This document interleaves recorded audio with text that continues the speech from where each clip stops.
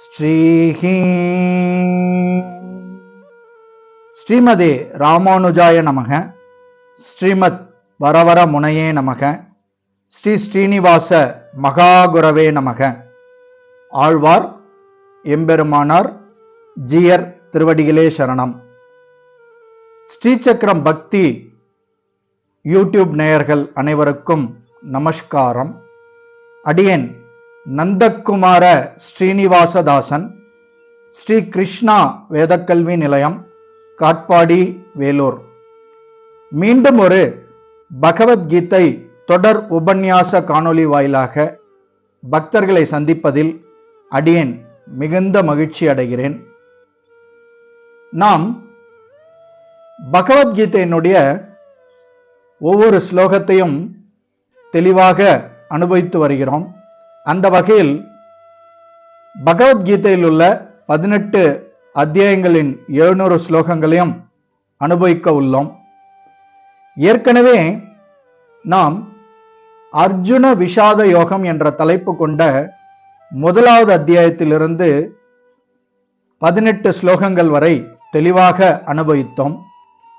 இந்த காணொளியில் நாம் முதலாவது அத்தியாயத்தினுடைய 19வது ஸ்லோகத்தை அனுபவிக்க இருக்கிறோம்.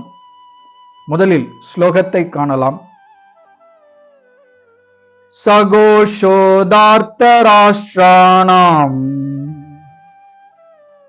ஹ்ருதயானி வ்யதாரயத் நபஸ்ச ப்ருதிவீம் சைவ துமுலோப்யனுநாதயன். சகோஷோ தார்த்தராஷ்டிராணாம் ஹ்ருதயானி வ்யதாரயத் நபஸ்ச ப்ருதிவீம் சைவ துமுலோ வ்யனுநாதயன்.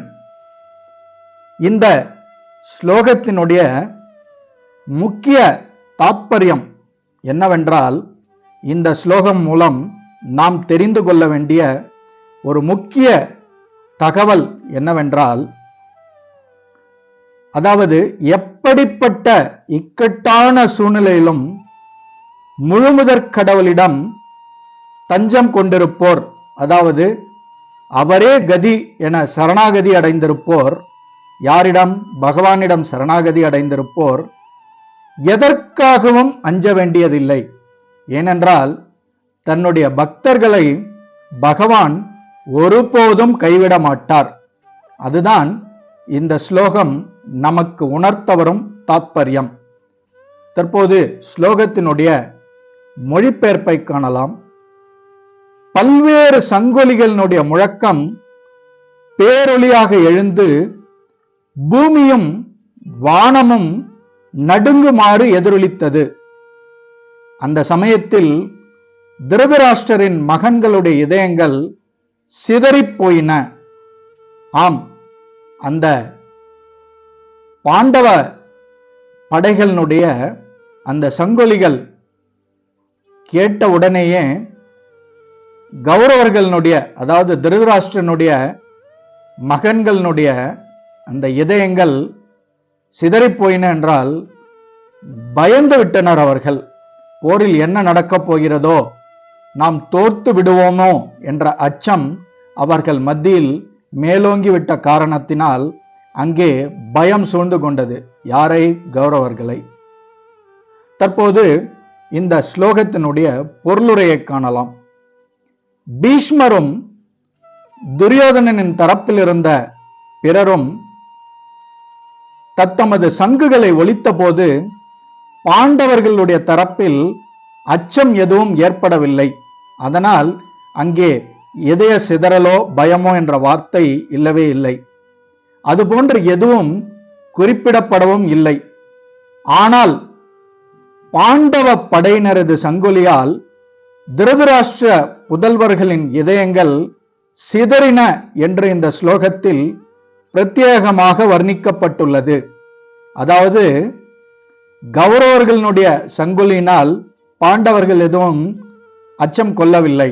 ஆனால் பாண்டவர்களுடைய சங்கொலியினால் கௌரவர்களுடைய இதயங்கள் சிதறிப்போயின என்ற இந்த ஸ்லோகம் மிக அழகாக வர்ணிக்கின்றது. பாண்டவர்களது திறனும் பகவான் ஸ்ரீ கிருஷ்ணரிடம் அவர்கள் வைத்திருந்த நம்பிக்கையுமே இதற்கு காரணமாகும். அதாவது மாபெரும் நாசத்திற்கு இடையிலும் முழுமுதற் கடவுளிடம் தஞ்சம் கொண்டிருப்போர் அச்சமுற வேண்டிய அவசியமே இல்லை. அதுதான் இந்த ஸ்லோகம் மிகவும் தெளிவாக உணர்த்துகிறது. ஆதலால் வாருங்கள் நாம் பகவானிடம் சரணடைவோம்.